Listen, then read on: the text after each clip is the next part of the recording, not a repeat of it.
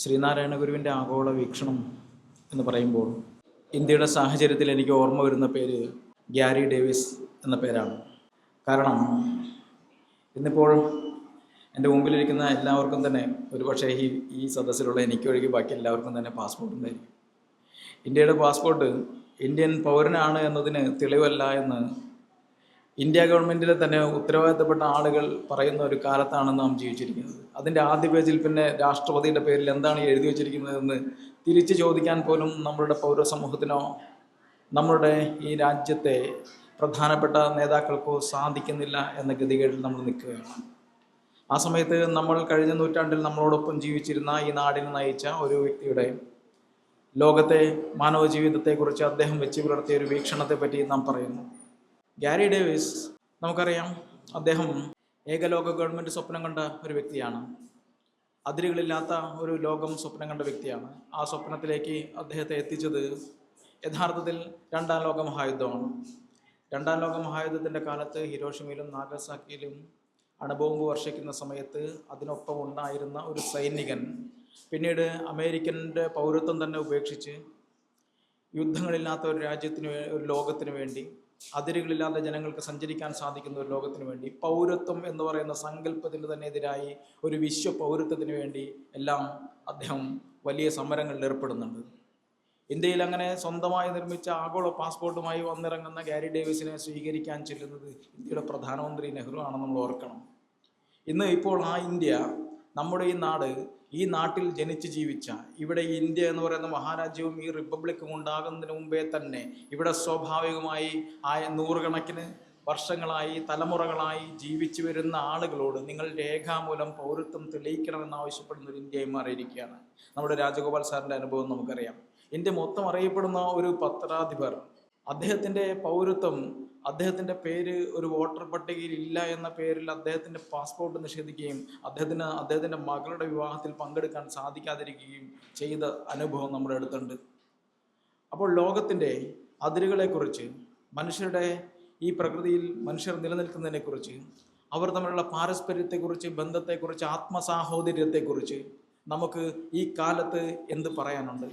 യഥാർത്ഥത്തിൽ ഈ ആത്മസാഹോദര്യത്തെക്കുറിച്ച് പറയുക എന്ന് പറയുന്നത് തന്നെ യഥാർത്ഥത്തിൽ ഇന്ന് ഒരു പ്രതിരോധമാണ്.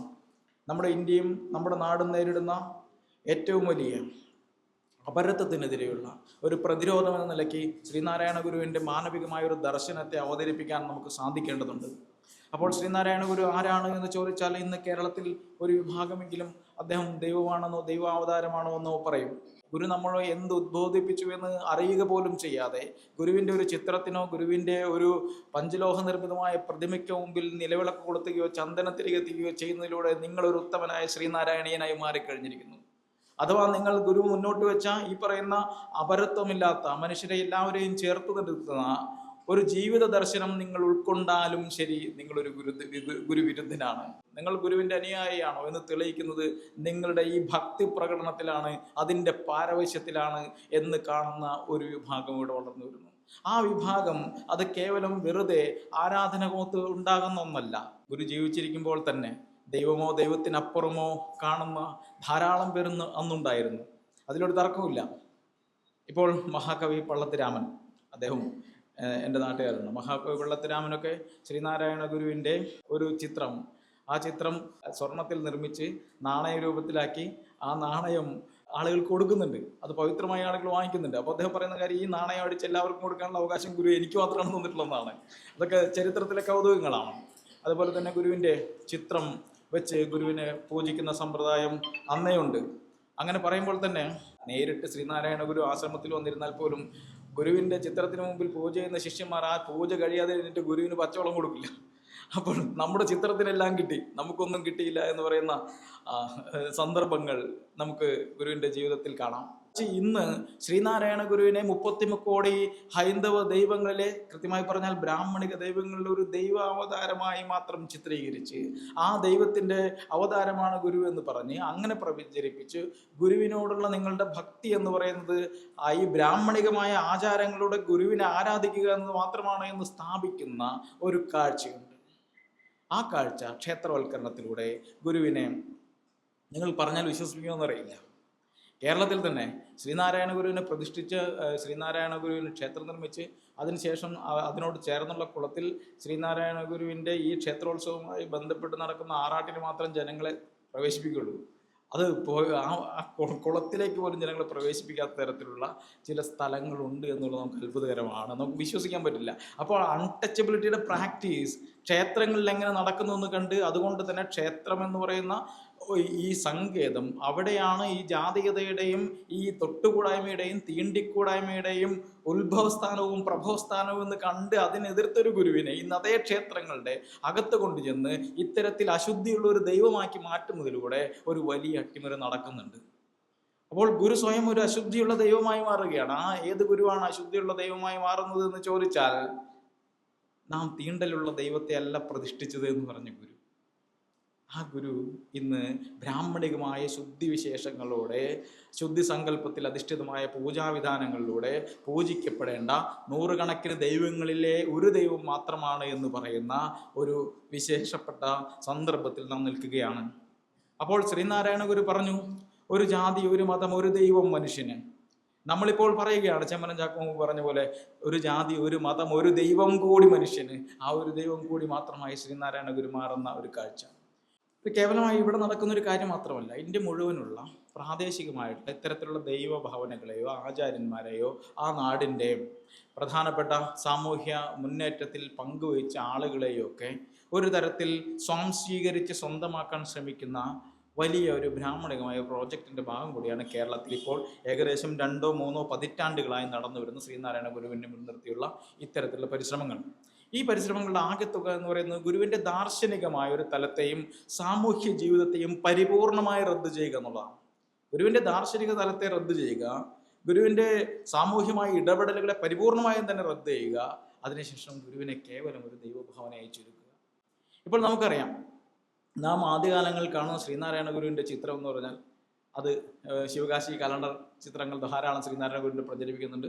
ആ സമയത്ത് ഒരു മഞ്ഞ വസ്ത്രമൊക്കെ ധരിച്ചൊരു ഗുരു, ആ ഗുരുവിൻ്റെ ചിത്രത്തിൻ്റെക്കാൾ പ്രധാനം, അഥവാ ചിത്രത്തോളം തന്നെ പ്രധാനം, ആ ചിത്രം കാണുന്ന വ്യക്തിയുടെ കണ്ണിലേക്ക് ആദ്യം കണ്ടെത്തുന്ന കാഴ്ചകളിലൊന്ന് അതിൻ്റെ അടിയിൽ എഴുതി വെച്ചിരിക്കുന്ന മതം ഏതായാലും മനുഷ്യൻ നന്നായാലും മതി, നാരായണ ഗുരു എന്ന വാക്കാണ്. ഇപ്പോൾ നിങ്ങൾക്ക് ആ ചിത്രം ഇവിടുത്തെ മാർക്കറ്റിൽ നിന്ന് വാങ്ങിക്കാൻ കിട്ടില്ല. അതിന് പകരം വെളുത്തതോ കാവ്യമോ ആയ വസ്ത്രം ധരിച്ച ഒരു ശ്രീനാരായണ ഗുരുവിൻ്റെ ചിത്രമുണ്ടാകും. ആ ചിത്രത്തിന് അടിയിലോ മുകളിലോ ശ്രീനാരായണ പരമ ഗുരുവേ നമഃ എന്ന് എഴുതിയിട്ടുണ്ടായിരിക്കും. അപ്പോൾ സന്ദേശം ഇല്ലാതാക്കുകയും ഭക്തി മാത്രം പ്രചരിപ്പിക്കുകയും ചെയ്യുന്നു. ഗുരുവിനെ പരമഗുരുവായി കാണുന്നവർ അത് ചെയ്യുന്നതിൽ വിരോധമുണ്ട് എന്നർത്ഥത്തിലല്ല ഞാൻ പറയുന്നത്. മറിച്ച് ഇവിടെ ഗുരുവിൻ്റെ സന്ദേശത്തെ നാം തിരസ്കരിക്കുന്ന ഒരു കാഴ്ച ഇവിടെയുണ്ട്. പൂർണ്ണമായും ഗുരുവിൻ്റെ സന്ദേശത്തെ ഇല്ലാതാക്കുന്ന കാഴ്ചകളുണ്ട്. കൊച്ചിയിൽ നിന്ന് തിരുവിതാംകൂറിലേക്ക് കടക്കുമ്പോൾ വഴിയരികിൽ സംഭവിക്കുന്ന പ്രധാനപ്പെട്ട മാറ്റങ്ങളിലൊന്ന് ഈ വഴിയരികിൽ മുഴുവൻ ഗുരുവിൻ്റെ മന്ദിരങ്ങളുണ്ടാകും. അതിൻ്റെ എല്ലാം മുമ്പിൽ ഇത്തരത്തിൽ മതനിരപേക്ഷതയെ ഉയർത്തിപ്പിടിക്കുന്ന ശ്രീനാരായണ ഗുരുവിൻ്റെ വാക്കുകൾ ധാരാളമായി ചിത്രീകരിച്ചിട്ടുണ്ട്. എത്രയോ ഗുരുമന്ദിരങ്ങൾ എല്ലാ മതങ്ങളുടെയും ഭാവനകൾ ഉൾക്കൊള്ളുന്ന തരത്തിൽ പണിത മാതൃകാ സ്ഥാപനങ്ങളായി കേരളത്തിൽ നിലനിന്നിരുന്നു. എന്തിനധികം പറയുന്നു, ശിവഗിരി മഠത്തിനുമായി ബന്ധപ്പെട്ട സ്കൂളുകളുടെയൊക്കെ ചിഹ്നം തന്നെ ഒരു കുരിശും ഒരു ഓംകാരവും ഒരു ചന്ദ്രക്കലയും എല്ലാം ചേർന്നിട്ടുള്ള ചില മുദ്രകളായിരുന്നു. ഇന്നതെല്ലാം മാഞ്ഞു പോയിരിക്കുന്നു. അന്നെല്ലാം മാഞ്ഞു പോയിരിക്കുന്നു എന്ന് മാത്രമല്ല, അവിടേക്ക് പകരം വയ്ക്കുന്നത് കൃത്യമായ ബ്രാഹ്മണികമായ ആചാരങ്ങളെയാണ്, ആചാരവിശേഷങ്ങളെയാണ്. ഗുരു ചില കാര്യങ്ങളെ ചോദ്യം ചെയ്തുകൊണ്ട് ചെയ്ത ചില നടപടികളെപ്പോലും പിന്നീട് ഗുരുവിനെ ബ്രാഹ്മണികമായി കൂട്ടിച്ചേർക്കാനായിട്ട് ഉപയോഗപ്പെടുത്തിയിട്ടുണ്ടെന്നുള്ളതാണ്. ഉദാഹരണത്തിന് കഴിഞ്ഞ വർഷങ്ങളിലൊക്കെ ഇവിടെ നടന്ന ഏറ്റവും പ്രധാനപ്പെട്ട കാര്യം എന്ന് പറയുന്നത്, ഗുരു എഴുതിയ ഹോമമന്ത്രത്തിൻ്റെ ശതാബ്ദിയുമായി ബന്ധപ്പെട്ട് വലിയ തരത്തിലുള്ള യാഗങ്ങൾക്ക് സമാനമായ ഹോമങ്ങൾ ഇവിടെ നടക്കുകയാണ്. ആര്യ സമാജക്കാർ ഗുരുവിൻ്റെ ആശ്രമത്തിൽ വന്ന് താമസിക്കുന്ന സമയത്ത് അവർക്ക് ഹോമം ചെയ്യണം, അതിന് അവർ അനുമതി ചോദിക്കുകയാണ്. അപ്പോൾ അവർ അവരുടേതായ രീതിയിൽ ഉള്ള ഹോമങ്ങളൊക്കെ ചെയ്യുന്ന സമയത്താണ് ഗുരു ഒരു കടലാസിൽ ഒരു സംസ്കൃതത്തിലുള്ള 4 പേര് എഴുതി കൊടുത്തിട്ട് പറയുന്നത് ഇത് ചൊല്ലാൻ പോകുന്നത്. അപ്പോൾ അത് എന്ന് പറഞ്ഞാൽ ഈ യജ്ഞത്തിൻ്റെയോ യാഗത്തിൻ്റെയോ സംസ്കാരത്തിലുള്ള ബലിക്കൊക്കെ അപ്പുറം നിൽക്കുന്ന, മറിച്ച് അഗ്നയെ തവയസ് തേജസ് തദ് ബ്രാഹ്മം അധസ്തവം പ്രത്യക്ഷം ബ്രഹ്മാസി എന്നൊക്കെ പറഞ്ഞിട്ടുള്ളത് ഒരു പ്രത്യക്ഷമായ ബ്രഹ്മമായി അഗ്നിയെ കാണുന്ന ഒരു ഭാവനയാണ്. യഥാർത്ഥത്തിൽ ആര്യമതത്തിൻ്റെ ഈ ബലി സംസ്കാരത്തിനും വൈദിക യാഗക്രമങ്ങൾക്കും ഒക്കെ എതിരായി ഈ പുസ്തകത്തിൽ പറയുന്ന അദ്വൈതത്തിൻ്റെ ഈ പറയുന്ന ബ്രഹ്മത്തെക്കുറിച്ചുള്ള ഭാവനയെ പ്രതിപാദിക്കുന്ന ഒന്നാണ് ഇത്. ഇതിനെ എടുത്താണ് ഇന്നിപ്പോൾ എന്ത് ചെയ്യുന്നത്? മറ്റൊരു യാഗമാക്കി നിരവധി ദ്രവ്യങ്ങൾ അഗ്നിയിലേക്ക് ഹോമിക്കുന്ന ഒന്നാക്കി അതിനൊക്കെ മാറ്റി മറ്റൊരു യജ്ഞം കൂടി മനുഷ്യന് ലഭിക്കുന്ന തരത്തിലേക്ക് മാറ്റുന്നത് നമ്മൾ ഓർക്കണം. ഗുരു നേരത്തെ പ്രകൃതിയെ പറ്റി പറഞ്ഞു. പ്രകൃതിയും പ്രകൃതിയിലെ ദുരന്തങ്ങളും ഒക്കെ നമ്മൾ പറയുകയാണ്. അപ്പോൾ പലപ്പോഴും പ്രകൃതിയെ സ്നേഹികളെന്ന് പറയുന്ന ആളുകളൊക്കെ പ്രകൃതിയെ കേന്ദ്രസ്ഥാനത്ത് നിർത്തി മനുഷ്യൻ ആ പ്രകൃതിയിൽ നിന്ന് മാറ്റി നിർത്തിക്കൊണ്ട് മനുഷ്യൻ ആ മറ്റൊന്നായി നിർത്തി, അഥവാ പ്രകൃതിയെ എതിർക്കുന്ന എതിർഭാഗത്ത് എതിർചേരിയിൽ മനുഷ്യൻ നിർത്തിക്കൊണ്ടുള്ള ഒരു ആഖ്യാനമാണ് നമ്മൾ പൊതുവെ പുലർത്തുന്നത്. ഗുരു പ്രകൃതിയെ സംബന്ധിച്ചെഴുതുന്ന സമയത്ത് മനുഷ്യൻ ഇവനെല്ലാം നശിപ്പിക്കും എന്ന തരത്തിൽ ഗുരുവിൻ്റെ ഒരു വാക്കുണ്ട്. അതേ ഗുരുവിൻ്റെ പ്രവൃത്തി പദത്തിലേക്ക് വരുന്ന സമയത്ത് ഗുരു ദൈവഭാവനയെ കേന്ദ്രസ്ഥാനത്ത് നിർത്തിക്കൊണ്ട് ലോകത്തെ കാണുന്ന ഒരു ലോകക്രമത്തിൽ നിന്ന് മാറി ആധുനികതയുടെ കാലത്ത് മനുഷ്യനെ കേന്ദ്രസ്ഥാനത്ത് നിർത്തിക്കൊണ്ട് ലോകത്തെ വീക്ഷിക്കുന്ന ഒരു വീക്ഷണഗതി പുലർത്തിയിരുന്ന ആധുനികമായ ഒരു വീക്ഷണമുള്ള ഒരു വ്യക്തിയായിരുന്നു. നമുക്ക് കാണുന്ന ധാരാളം അനുഭവങ്ങളുണ്ട്. ഒരു കാവ്, സംരക്ഷിക്കപ്പെട്ടിരുന്ന ഒരു കാവ് വെട്ടിത്തെളിച്ച് അവിടെ ഒരു വിദ്യാലയം ഉണ്ടാക്കണമെന്ന് അവിടെ ആളുകൾ ഉപദേശിക്കുന്ന ഒരു ഗുരുവിനെ കാണാം. ഇന്നിപ്പോൾ ഇന്ത്യയിലെ ഏതെങ്കിലും ഒരു സ്ഥലത്ത് ഒരു പ്രകൃതി ദുരന്തമുണ്ടായാൽ അവിടുത്തെ ആളുകൾ ബീഫ് കഴിക്കുന്നത് കൊണ്ടാണ് അവിടെ പ്രകൃതി ദുരന്തമുണ്ടായത് എന്ന് പ്രഖ്യാപിക്കുന്ന സന്യാസിമാരെ നമുക്ക് കാണാൻ സാധിക്കും. ഉത്തരാഖണ്ഡിലൊക്കെ ഏത് പ്രകൃതി ദുരന്തം ഉണ്ടായാലും അതിൻ്റെ കുറ്റം എന്ന് പറയുന്നത് ഒന്നില്ലെങ്കിൽ അവിടെ ചെന്നെത്തുന്ന ടൂറിസ്റ്റുകൾക്കാണ്, അതല്ലെങ്കിൽ ബീഫ് കഴിക്കുന്ന ആളുകൾക്കാണ്. ഇത് നമ്മൾ എന്നും കാണുന്നതാണ് ഇത്തരത്തിലുള്ള പ്രസ്താവനകൾ. ഗുരുവിനെ സംബന്ധിച്ചിടത്തോളം ഗുരുവിൻ്റെ അർദ്ധനാരീശ്വരസ്തവം പോലുള്ള കൃതികളിലേക്ക് നാം വരുന്ന സമയത്ത് നാം കാണുന്ന കാഴ്ച എന്ന് പറയുന്നത് ഒരു വരൾച്ച ഉണ്ടാകുന്ന സമയത്ത് ആ വരൾച്ചയുടെ പേരിൽ ദൈവത്തെ, ഈ ഗുരു പൂജിക്കുന്ന അർദ്ധനാരീശ്വരനെ, ശിവനെ ചോദ്യം ചെയ്യുന്ന ഗുരുവിനെ നമുക്ക് അർദ്ധനാരീശ്വര സ്തവത്തിൽ കാണാം. മുപ്പാരാഗം മുടിഞ്ഞു, ഈ ലോകം മുഴുവൻ ഇങ്ങനെ വേനലിൽ വെന്തു നീറുന്ന സമയത്തും ഹേ അർദ്ധനാരീശ്വര, നീ ഇങ്ങനെ ഈ മരത്തിന്റെ ചോട്ടിൽ മിണ്ടാതിരുന്നോ? നീ ഇങ്ങനെ നിന്റെ തലയിൽ ചന്ദ്രക്കലയും ധരിച്ച് നീ ഇങ്ങനെ മിണ്ടാതിരുന്നോ? ഇത് എന്ത് ഇരിപ്പാണ് എന്ന് ഗുരു ശിവനോട് ചോദിക്കുന്ന ഗുരുവിനെ നമുക്ക് കാണാം. അപ്പോൾ ഗുരുവിനെ സംബന്ധിച്ചിടത്തോളം ദൈവത്തിന്റെ കോപമല്ല ഈ പ്രകൃതിയിൽ കാണുന്ന ദുരന്തങ്ങളൊന്നും, മറിച്ച് മനുഷ്യന്റെ പക്ഷത്തു നിന്ന് ഈ പ്രകൃതിയെയും മനുഷ്യനെ പ്രാധാന്യം കൊടുത്തുകൊണ്ട് മനുഷ്യന്റെ വീക്ഷണത്തിലൂടെ ഇത്തരം ദുരന്തങ്ങളെയും നോക്കിക്കാണുന്ന ഒരു ഗുരുവിനെ നമുക്കിവിടെ കാണാൻ സാധിക്കും. മാത്രമല്ല ഗുരുവിൻ്റെ ലോകവീക്ഷണത്തെ പറ്റി നാം പറയുമ്പോൾ അദ്വൈത വേദാന്തത്തെ പറ്റി സാർ ഇതിൽ പറയുന്നുണ്ട്. ഈ അദ്വൈതം എന്ന് പറയുന്ന ഈ ചിന്ത അത് വളരെ പഴയ ഒന്ന് തന്നെയാണ്. ആ ചിന്തയെ സംബന്ധിച്ചിടത്തോളം എല്ലാ മനുഷ്യരും ഒന്നാണ് എന്ന് പറയുന്ന ഒരു വീക്ഷണത്തിലേക്ക് അദ്വൈതം ഗുരുവിന് മുമ്പ് വളർന്നിട്ടുണ്ടോ എന്നൊരു ചോദ്യമുണ്ട്. അങ്ങനെ വളർന്നു എന്ന് കാണിക്കുന്ന തെളിവുകളൊന്നും തന്നെ നമുക്കില്ല എന്നുള്ളതാണ്. ശങ്കരാചാര്യർ അദ്വൈതത്തെ തൻ്റെതായ രീതിയിൽ കൃത്യമായി ആവിഷ്കരിച്ച് ബ്രഹ്മസൂത്രത്തെ വ്യാഖ്യാനിച്ചുകൊണ്ട് ബ്രഹ്മസൂത്രത്തിൻ്റെ ഭാഷ്യവുമായി ശങ്കരാചാര്യർ വരുന്ന സമയത്തും ആ ശങ്കരഭാഷ്യത്തിൽ ഈ ബ്രഹ്മത്തെ പിന്തുടരാൻ, ഈ ബ്രഹ്മജിജ്ഞാസ ചെയ്യാൻ ആർക്കാണ് അധികാരമെന്ന ചോദ്യത്തിന് ശങ്കരാചാര്യർ പറയുന്ന ഉത്തരത്തിൽ മനുഷ്യരെ ശ്രേണീകൃതമായി തട്ടായി നിർത്തുന്ന ശങ്കരാചാര്യർ നമുക്ക് കാണാം. അപശുദ്രാന്തികരണം ഒന്ന് വായിച്ചാൽ ഇത് എഴുതിയൊരു മനുഷ്യൻ, അദ്ദേഹം ഈ പറയുന്ന ശങ്കരാചാര്യരാകട്ടെ ആകാതിരിക്കട്ടെ, ഒരു മനുഷ്യനുണ്ടല്ലോ, അത് എഴുതിയ ഒരാളുണ്ടല്ലോ, ആ വ്യക്തി ഒരു മനുഷ്യൻ തന്നെയാണോ എന്ന് എനിക്ക് സംശയം തോന്നുന്നു. വേദോച്ചാരണയെ ജിഹ്വാചേത, നിങ്ങൾ വേദം ഉച്ചരിക്കുന്നുവെങ്കിൽ അവൻ്റെ നാവ് മുറിക്കുകയും നിങ്ങൾ വേദം ഉൾക്കൊള്ളുന്നുവെങ്കിൽ അവൻ്റെ ശരീരം തന്നെ ഛിന്ന ഭിന്നമാക്കുകയും ചെയ്യണം എന്ന് പറയുന്ന സ്മൃതി പ്രമാണങ്ങളെ അങ്ങനെ തന്നെ ഒരു വിമർശനവുമില്ലാതെ അംഗീകരിച്ച് ഉദ്ധരിക്കുന്ന ഒരാളെ നമുക്കിവിടെ കാണാൻ സാധിക്കും. അപ്പോൾ ആ വീക്ഷണമാണ് നാരായണ ഗുരു വെച്ച് പുലർത്തിയ വീക്ഷണം ഒന്നും പറയാൻ സാധിക്കില്ല, മറിച്ച് നേരെ വിരുദ്ധമായ ഒന്നാണ്. അതായത് ഈ പറയുന്ന അദ്വൈതത്തിന് ഒരു മാനവികമായ മുഖം വരുന്നത് ശ്രീനാരായണ ഗുരുവിൻ്റെ അദ്വൈത ദർശനം ഇവിടെ വരുമ്പോഴാണ് എന്ന് ചുരുക്കം. അപ്പോൾ മനുഷ്യർ തട്ടായി കാണാതിരിക്കുക, മനുഷ്യരെല്ലാവരും ഒന്നാണ് എന്ന് കാണുക. ആ കാഴ്ച നമുക്ക് ഇപ്പോഴും അത്രയൊന്നും പ്രാപ്യമല്ലാത്തൊരു കാഴ്ചയാണ്. പിന്നീട് കേരളത്തിൽ നിലനിൽക്കുന്ന ജാതി ശ്രേണികൾ, ഇപ്പോൾ ഇതിൽ സാർ പറയുന്ന ഒരു കാര്യമുണ്ട്, നായർ കമ്മ്യൂണിറ്റിയുമായി ഗുരുവിനുണ്ടായിരുന്ന ബന്ധം എന്താണെന്ന് സാർ ഇതിൽ വിശദീകരിക്കാൻ ശ്രമിക്കുന്നുണ്ട്. അപ്പോൾ അതേസമയം തന്നെ പുറത്തു നടന്ന 4-7 ലഹളകളുടെ ഒരു ചരിത്രമുണ്ട് കേരളത്തിൽ. ഞാൻ നേരത്തെ പറഞ്ഞ പോലെ അത്തരം വിഷയങ്ങളിലേക്ക് ഞാൻ കടക്കുന്നില്ല. ഇപ്പോൾ ഉദാഹരണത്തിന് ചട്ടമ്പി സ്വാമി ശ്രീനാരായണ ഗുരുവിൻ്റെ ഗുരുവല്ല എന്ന വലിയൊരു വിവാദമാണ്, ഇവിടെ വലിയ തർക്കമാണ്. അപ്പോൾ വ്യക്തിപരമായി എനിക്ക് ചട്ടമ്പി സ്വാമി ശ്രീനാരായണ ഗുരുവിൻ്റെ ഗുരു ഒന്നുമല്ല, അവർ സതീർത്ഥരാണെന്ന് പറയാം. ഇപ്പോൾ കഴിഞ്ഞ ദിവസം സി കേശവൻ്റെ ദിനമായിരുന്നല്ലോ. സി കേശവൻ ജീവിത സമരത്തിൽ വളരെ രസകരമായി ഇത് പറയുന്നുണ്ട്.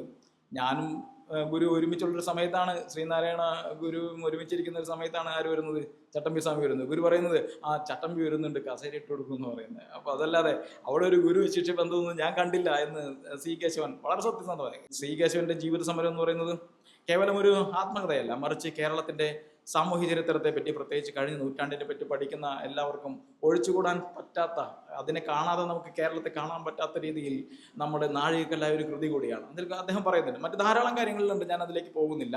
അത് ഗുരു അല്ല എന്ന് നമ്മൾ പറയുന്നുണ്ടെങ്കിൽ ഒരൊറ്റ കാരണമേ ഉള്ളൂ, ഗുരു അല്ലാത്തതുകൊണ്ടാണ്.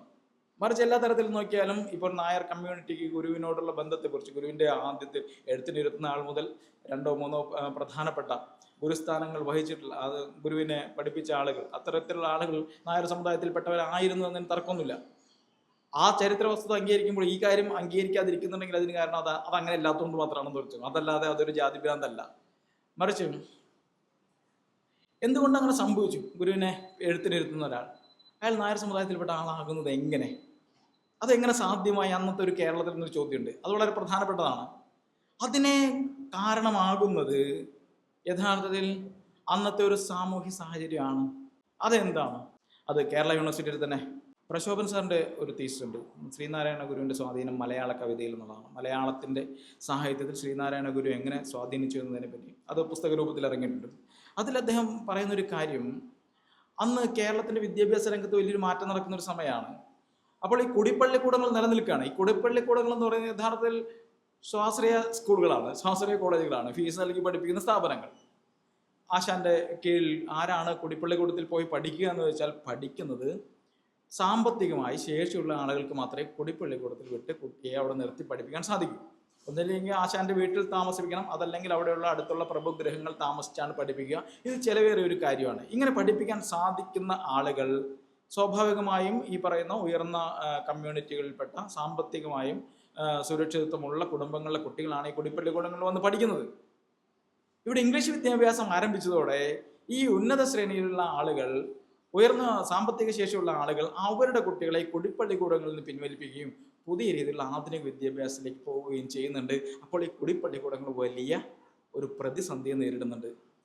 ആ സമയത്ത് ആ ഒരു ഗ്യാപ്പിലാണ് ഇവിടെ പിന്നാക്ക വിഭാഗങ്ങളിൽപ്പെട്ട, അൺടച്ചബിൾസ് എന്ന് അന്ന് വരെ വിളിച്ചിരുന്ന കമ്മ്യൂണിറ്റികളിൽപ്പെട്ട അവരിലെ സമ്പന്നരായ ആളുകളുടെ മക്കളെ കുടിപ്പള്ളിക്കൂടത്തിലേക്ക് ഉൾക്കൊള്ളാനായിട്ട് ഇവർ തയ്യാറാകുന്നത് എന്നുള്ളൊരു ചരിത്രം അവിടെ നിലനിൽക്കുന്നുണ്ട്. അവിടെ ചെല്ലുമ്പോഴും വിവേചനം തീർന്നിട്ടില്ല. ഈ കുടിപ്പള്ളിക്കൂടത്തിൽ ആശാനുമായി ബന്ധപ്പെട്ട ധാരാളം അനുഭവങ്ങൾ കേരളത്തിലെ നവോത്ഥാന നായകന്മാർക്ക് പറയാനുണ്ട്. അപ്പോൾ ഗുരു തന്നെ, ഗുരുവിൻ്റെ ആശാൻ പള്ളിക്കൂടത്തിൽ ഇരിക്കുന്ന സമയത്ത് അവിടുത്തെ കുട്ടികൾക്കുള്ള ഇരിപ്പിടങ്ങൾ വ്യത്യസ്തമാണ്. ഇരിപ്പിടങ്ങൾ എന്ന് പറഞ്ഞു കഴിഞ്ഞാൽ ഏറ്റവും ഉയർന്ന വിഭാഗത്തിലുള്ള കുട്ടികൾക്ക് അവർക്ക് പീഠത്തിലിരിക്കാം, പീഠത്തിലിരുന്ന് പഠിക്കാം. നായർ വിഭാഗത്തിൽപ്പെട്ട കുട്ടികൾക്കൊക്കെ ആണെങ്കിൽ അവർക്ക് പായലിരുന്ന് പഠിക്കാം. അല്ലാത്ത കുറച്ചുകൂടി താഴ്ന്ന ആളുകൾക്ക് ഓലയിലിരുന്ന് പഠിക്കാം, അങ്ങനെ ഓലമടഞ്ഞയിലിരുന്ന് പഠിക്കാം. ഇവരെല്ലാവരും ഒരു സ്ഥലത്തിരുന്ന് തന്നെയാണ് പഠിക്കുന്നത്. ഈ സമയത്ത് ആശാൻ ഇല്ലാത്ത ഒരു ഒഴിവുവേളയിൽ ഓലയിലിരുന്ന് പഠിക്കേണ്ട ഈ നാണുവും പീഠത്തിൽ കയറിയിരുന്നു.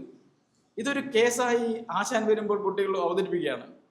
ഇങ്ങനെ ആ നാണു ഈ പീഠത്തിൽ ഇരുന്നു എന്ന് പറയുമ്പോൾ ആശാൻ പറയുന്നുണ്ട്, നീ ചെയ്യരുത്, നീ എന്താണ് ഇവിടെ ഇരുന്നത് എന്ന് ചോദിക്കുമ്പോൾ ഈ നാണു എന്ന് പറയുന്ന ബാലൻ അദ്ദേഹം ചെറുപ്പത്തിലെ വെച്ച് പുലർത്തുന്ന യുക്തിബോധത്തിൽ നിന്നുകൊണ്ട് ചോദിക്കുന്ന ഒരു ചോദ്യമുണ്ട്. ആ ചോദ്യത്തിൽ നിന്നാണ് ശ്രീനാരായണ ഗുരു നടത്തിയ ആദ്യത്തെ ഈ പറയുന്ന ചോദ്യം ചെയ്യുക, സമൂഹത്തിന്റെ സാമൂഹ്യ ധാരണകളെ അട്ടിമറിക്കുക എന്ന് പറയുന്ന പ്രക്രിയ ആരംഭിക്കുന്നത്. അവിടെ ഗുരു ചോദിക്കുന്ന, അന്ന് ഈ നാണു എന്ന് പറയുന്ന കുട്ടി തന്റെ ആശാനോട് ചോദിക്കുന്ന ചോദ്യം, ആശാനെ, ഞാൻ എവിടെ നിന്നാണ് ശ്വാസം എടുക്കേണ്ടത്? ഈ കസേരയിൽ, ഈ പീഠത്തിൽ ഞാൻ ഇരുന്നാൽ ഇപ്പുറത്തെ പീഠത്തിൽ ഇരിക്കുന്ന ഞാൻ അവിടെ ഇരിക്കാൻ പാടില്ല. എല്ലാവരും ഇരിക്കുന്ന ഈ സ്ഥലത്ത് ഒരുമിച്ച് എൻ്റെ നിശ്വാസമാണ് നിങ്ങൾ ശ്വസിക്കുന്നത്. തിരിച്ചും അങ്ങനെയാണ് സംഭവിക്കുന്നത്. ഞാൻ എവിടെ നിന്ന് ശ്വാസം എടുക്കുന്ന ചോദ്യം. അതിനുശേഷം ആശാൻ പറഞ്ഞു, അവനെ ചോദ്യം ചെയ്യണ്ട, അവനെവിടെ ഇരിക്കാം. അപ്പൊ ഇങ്ങനെ പൊരുതി നേടുകയാണ്. അപ്പോൾ തൻ്റെതായ ഒരിടം, തൻ്റെ ധിഷണ കൊണ്ട് പൊരുതി നേടുന്ന ഒരു നാരായണ ഗുരുവിൽ, ഒരു നാണുവിൽ നിന്നാണ് നാരായണ ഗുരു ഉണ്ടാവുന്നത്. ഇതേ ആശാൻ പള്ളിക്കൂടത്തിലെ അനുഭവം നമ്മുടെ ടി കെ മാധവന്റെ കാര്യം വരുമ്പോൾ വേറൊരു തരത്തിൽ നമുക്ക് കാണാം. ടി കെ മാധവൻ കുടിപ്പള്ളിക്കൂടത്തിൽ നിന്ന് തല്ലുകൊണ്ട് അവസാനം ഇദ്ദേഹം ഒരു വലിയ പ്രഭു കുടുംബത്തിൽ നിന്നാണ് വരുന്നത്. ഈഴവ സമുദായത്തിൽ തന്നെ വലിയൊരു കുടുംബത്തിൽ നിന്നാണ് വരുന്നത്. എല്ലാ ദിവസവും ഇവിടെ വിവേചനമാണ്, പ്രശ്നമാണ്. അപ്പോൾ അവസാനം അദ്ദേഹം പറഞ്ഞു, ഈ ഓല ഇത് എഴുതുന്ന ആശാൻ പള്ളിക്കൂടത്തിൽ പോകുന്ന കുട്ടികൾ ഓല കൊണ്ടുവേണം പോകാൻ. ഈ ഓല ആശാന് കൊടുക്കുമ്പോൾ അതിൽ അവൻ പഠിക്കേണ്ട പാഠങ്ങൾ ആശാൻ എഴുതി കൊടുക്കും. അപ്പോൾ ഓല ആരുടെയാണ്? കുട്ടിയുടെയാണ്. അതിൽ എഴുത്താരുടെയാണ്? ആശാന്റെയാണ്. അപ്പോൾ തല്ല് സഹിക്കാൻ പറ്റാത്തൊരു ദിവസം ടി കെ മാധവൻ പറയുന്ന കാര്യം, ആശാനോട് പറയുന്ന കാര്യം, ആശാന്റെ എഴുത്ത് ആശാൻ എടുത്തോ, എൻ്റെ ഓല ഇങ്ങത്താ, ഞാൻ പോവുകയാണെന്നുള്ളതാണ്. ആശാന്റെ എഴുത്ത് ആശാൻ എടുത്തോ, ഓല ഇങ്ങത്താ, ഞാൻ പോവുകയാണ്. അങ്ങനെ പോകുന്ന ടി കെ മാധവനുണ്ട്. വലിയ ഒരു അക്കാദമിഷൻ്റെ ഒരു പുസ്തകം പ്രകാശനം ചെയ്യുന്ന ചടങ്ങിലേക്ക് എന്നെ ക്ഷണിച്ച എല്ലാ സംഘാടകരെയും, അനിൽ സാറിനെയും ബിജുചേട്ടനെയും മറ്റെല്ലാവരെയും, സാറിനെയും സാറിൻ്റെ കുടുംബത്തെയും എല്ലാം ഒരിക്കൽ കൂടി അഭിവാദ്യം ചെയ്തുകൊണ്ട് നമ്മളുടെ പൗരത്വം നമുക്കെന്നും തുടർന്നും കിട്ടട്ടെ എന്ന് മാത്രം ആശംസിച്ചുകൊണ്ട് ഞാൻ എൻ്റെ വാക്കുകൾ നിർത്തുന്നു. നിങ്ങൾക്ക് എല്ലാവർക്കും നന്ദി.